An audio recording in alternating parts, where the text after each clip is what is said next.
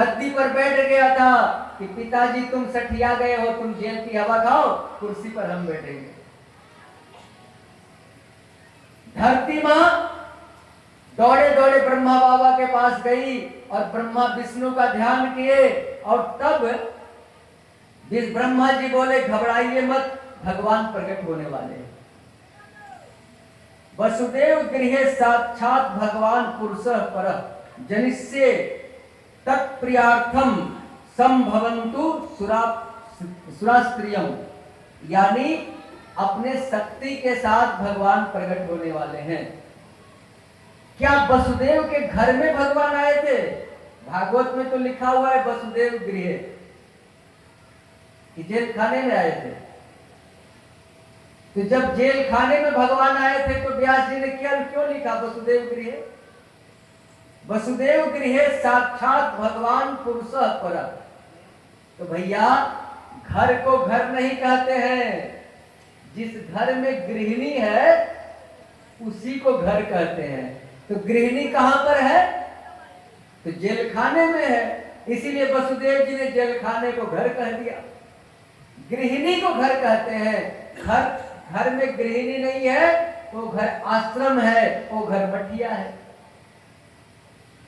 अब कंस को एक दिन समझ में आई कि हम तो बहुत बड़े पापी हैं, समाज में हमारी छवि बिगड़ गई है, कुछ ऐसा काम करें कि जनता को मोह ले और जनता का सारा वोट मेरे पास फिर आ जाए। ये नेता लोग करते हैं, 4 साल तक खूब मौज उड़ाएंगे, जब चुनाव का टाइम आएगा ना पैर पकड़ेंगे वोट के लिए, ये योजना वो योजना, ऐसे लुभा वैसे लुभा, कोई कहेगा इतना रुपया देंगे तो कोई कहेगा इतना रुपया देंगे। भैया ये पहले तूने क्यों नहीं दे दिया? तुम्हें पहले दे देंगे तो जनता भूल जाएगी, हमको वोट नहीं देगी। हम लोग भी थोड़ा सा लोभी आदमी, क्या लोभ के चलते ही तो भैया सरकार गड़बड़ बन जाती है। हम लोग भी लोभी हैं, एकदम फ्री का पैसा के लिए हम लोग मार करने को तैयार हो जाते हैं। अभी आपको पता चल जाए कि हाजीपुर के बगल में 1000 रुपया बट रहा है, एक नेता आया है गाड़ी से बांट रहा है, तो सब भीड़ चली जाएगी वहीं भगवान को छोड़ के। दुर्गा मैया का पट खुलने का इंतजार कोई नहीं करेगा, सब भाग जाएगा। इतने बड़े लोभी हम लोग हो गए।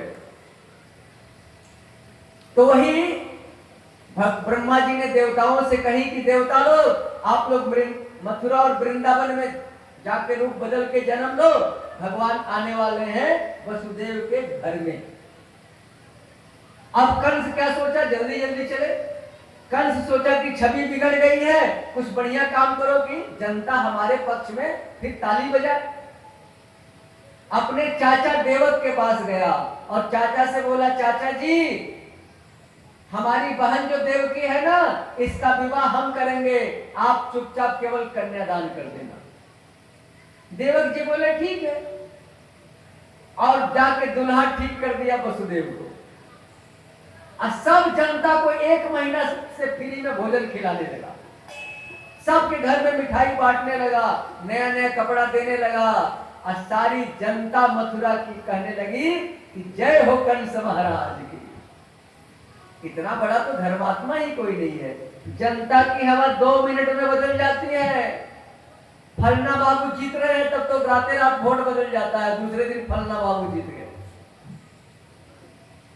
तो जनता की हवा बदल गई, कंस का जिंदाबाद होने लगा। शादी जब हुई और कंस जब रथ पर बिठा के देवकी वसुदेव को बहन को ससुराल पहुंचाने लगा, तो देवताओं ने आकाशवाणी कर दी, रे मूर्ख, जिस बहन को तू ससुराल पहुंचा रहा है उसका 8वां संतान तेरे मौत का कारण बनेगा। असली चेहरा कंस का सामने आ गया। तुरंत तलवार निकाल लिया और देवकी के बाल को पकड़ के नीचे पटक दिया। मूर्ख और शंख दूसरे के फूकने से बचते हैं, लेकिन पति है वसुदेव जी सामने आ गए। महाराज क्या कर रहे हो? ये तेरी बहन है, अभी आपने इसका हाथ पीला किया है, छोड़ दे महाराज। तो कृष्ण ने कहा वसुदेव तूने सुना नहीं आकाशवाणी 8वां संतान, तो मैं वचन देता हूं कि इसके जितने पुत्र होंगे तेरे इसको ला के दे देंगे, तू मार देना। वसुदेव कभी झूठ नहीं बोलते थे, कंस को विश्वास हो गया। पति का अर्थ क्या होता है? पति, आप लोग भी पति हो ना किसी के, पति का अर्थ क्या होता है? जो अपने पत्नी की हर परिस्थिति में रक्षा करे उसका नाम पति। और यदि जो पत्नी की रक्षा नहीं करे उसका नाम पति नहीं, चाय पत्ती। आप लोग तो बड़ा हंस रही हो, लेकिन धर्म पत्नी का अर्थ क्या होता है? चलो आप बोलो, धर्म पत्नी का अर्थ क्या होता है?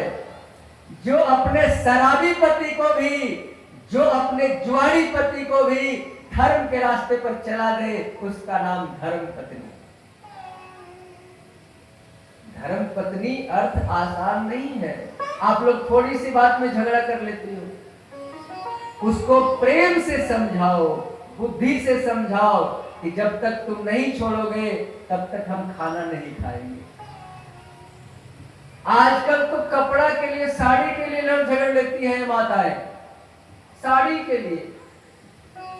पहले का जमाना हमें याद है कि 2 साड़ी रहती थी, एक बक्सा में एक पहनती थी, क्या 2-3 साड़ी कहीं आने जाने के लिए। अब तो सबका घर कपड़ घर हो गया, सबका बक्सा हाउसफुल, तो बड़का बड़का ट्रंक लाना पड़ा। ट्रंक हाउसफुल साड़ी से, कुछ साड़ी उधर फेंका हुआ है, कुछ उधर फेंका हुआ है, कुछ कपड़ा उधर फेंका हुआ है, सबका घर कपड़ घर बन गया, कपड़ घर। और जब आपका पति कहता है चलो ना भैया के यहाँ आज सत्यनारायण व्रत का पूजा है, चलो बढ़िया साड़ी पहन लो, तो माताएं क्या कहती है पता है? जिंदगी में तूने कभी एक बढ़िया साड़ी ला के दिया है जिंदगी में? जो पहनने के लिए कहते हैं लो, पूरा कमाई दे दिया, और क्या कहते हैं? जिंदगी में कभी नहीं दिया है वो साड़ी। यही तो है, सब कुछ परिवार के लिए कर दो, बेटा भी वही कहेगा क्या किए हो मेरे लिए?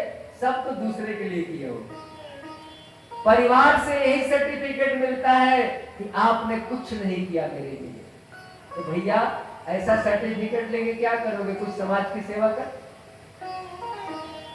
अब जेल खाने में कंस डाल दिया और पहला बेटा हुआ कीर्तिमान। वसुदेव जी लिए और कंस को ले जाके दिए। कंस बोला कि वसुदेव बड़ा प्यारा बच्चा है, इसको नहीं मारेंगे, ले जा इसको, जब 8वां बेटा होगा तो लेके आना। तब तक नारद जी आ गए। नारद जी तो कंस से पाप करवाना चाहते थे, इसका पाप का घड़ा भरेगा तब तो भगवान मारेंगे, बड़ा कष्ट दे रहा। नारद जी कमल का फूल लेके आए थे, कमल के फूल में 8 पंखुड़ी होती है। नारद जी कंस को बोले महाराज जरा गिनती करो तो इसमें पहला कौन है और 8वां कौन है?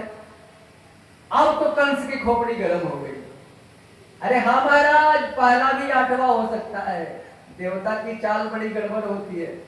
और बच्चे को बुलवाया और पटक के पत्थर पर मार दिया। इस तरह से 6 पुत्र को पटक के पत्थर पर मारा। 7वीं बार जब देवकी गर्भवती हुई तो भगवान गए योग माया के पास। योग माया मतलब भगवान की शक्ति जो भगवान के साथ जुड़ी रहती है, योग माया। भगवान के साथ जुड़ी हुई शक्ति का नाम है योग माया। जैसे हम लोगों के अंदर भी शक्ति नहीं रहेगी तो हम लोग भी न चल सकेंगे, न लिख सकेंगे, न कथा सुन सकेंगे। शक्ति हमारे अंदर है तब हम शक्तिमान हैं। यदि हमारे अंदर शक्ति नहीं है तो हम शक्तिमान। यदि आपके पास नारी रूपी शक्ति नहीं है तो तुम क्या कर पाओगे? नारी शक्ति है जिससे पुरुष नारी की शक्ति को पाकर के शक्तिमान होता है। 7वां जब गर्भ देवकी का आया तो भगवान योग माया से बोले, योग माया मेरा एक काम कर दे, देवकी के गर्भ को निकाल के रोहिणी के गर्भ में डाल दे और तू जसोदा मैया के यहाँ जन्म ले ले। योग माया बोली इससे हमको फायदा क्या होगा? तो भगवान बोले 2 बार तो दुर्गा मैया बन के पूजा लोगी धरती पर, एक आश्विन में और दूसरा चैत में। 2 प्रत्यक्ष नवरात्रि और 2 गुप्त नवरात्रि।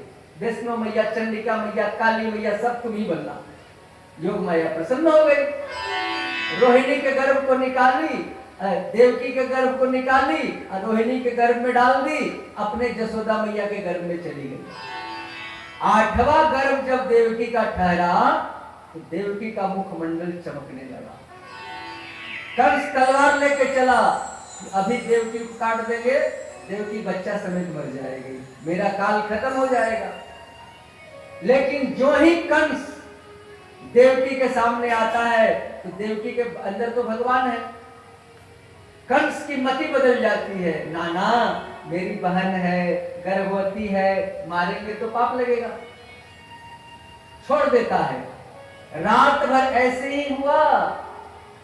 रात के जब 12 बजा तो समय वो कौन सा था? भादो का महीना था, कृष्ण पक्ष, अष्टमी तिथि, बुधवार, रोहिणी नक्षत्र, विहर्षण योग और रात्रि के 12 बजे भगवान देवकी के गर्भ से प्रकट हो गए। प्रेम से बोलो कृष्णचंद्र भगवान की। जब भगवान सामने प्रकट हुए तो वसुदेव जी 10 श्लोक में स्तुति किए और देवकी मैया 8 श्लोक में स्तुति की। चतुर्भुज रूप में प्रकट हुए थे। और तब देवकी मैया बोली तू मेरा बेटा बनने आया है? तो भगवान बोले हाँ। तो बेटा बनने आया है तो 4 भुजा क्यों रखा है? चल छोटा सा बच्चा बन।